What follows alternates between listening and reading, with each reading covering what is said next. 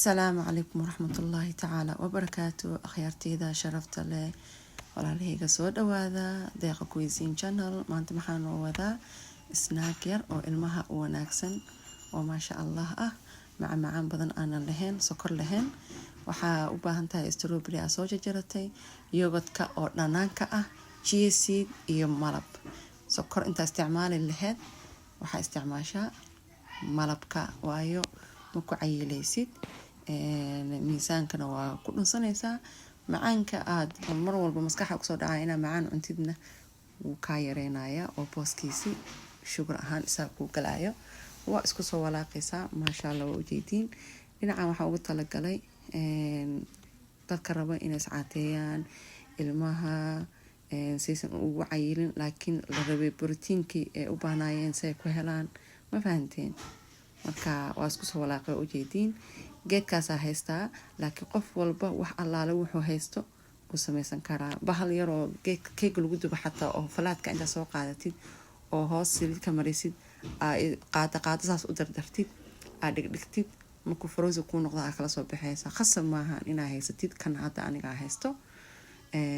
maadaama oo ilmaha rabo inaa uga dhigo wax jalaato amal maanta in jalaato soo gadi ku dhahayaan ama jalaato nasi macmacaankaas badan oo sugarka oo healthyga ahayn aan ka ilaalinaya marka markay u baahdaan waxa rabaa inaa kan siiyo waayo cheese ku jiro oo fiberki proteinki ku jiro oo yogurt and also strawberry ku jiro oo vitaminada laga helayo marka waa trick aad iyo aad u fiican dadka waaweyn sidoo kale tan waa u fiican yahay xabadaas la haystay marka hadda kan aan dal soo qaatay waa kan oo tartiga lagu sameeyo ama keega inta soo hartaan ku ridanaya oo freeze gareynaya waayo saxan hoos uu leeyahay hadoodii hoosaan ka soo bixina salka hoos la ii soo haraay waa fahanteen frozen ka galinaya waxa fiican inuu ku jiro 4 saacadood hadii aad ka sii badin kartidna ka sii fiican habeenka sameeyso subaxdina la soo bax ma sha Allah kadibna maskaxdayda waxa isdhahay xoogaa yar shukulaato ma dusha ka marisid shukulaatadana waxa waaye mid oo sokor la'aanta waaye mid waxa jirto milk chocolate oo caano laga sameeyay sokorna ma lahan badan naturally iyada iska macaan waa fahanteen taasaan dhalaaliyo oo ku daray korka ka soo saaraya decoration ahaan iyo sidoo kale tana inuu chocolate soo dhamaaro waa fahanteen runtii aad u macana ilmahana aad uga heleen aniga laftigeyga hooyo iska taqaanaa ulma burinayso sokorta dadada iska ilaalinaya ma iska ilaalin karti waxaan camal markay ay ku qabato oo markay caadada ku soo hayso kaleeto sugar aan qabto dumar hadaan nahay booska sugar ku galaya ma sha Allah marka ka faa'iideysta awjeedin oo ka soo bixina geedkan saas uu ku fiican yahay waa silicone ma ahan mid ka adag waa silicone hoos ka soo riixay ka soo dhahaysa wixii gelisay wuxuu allaale wuxuu ahaado saxna soo saartay waxa rabaa idinka inaan tuso sidoo ku soo baxay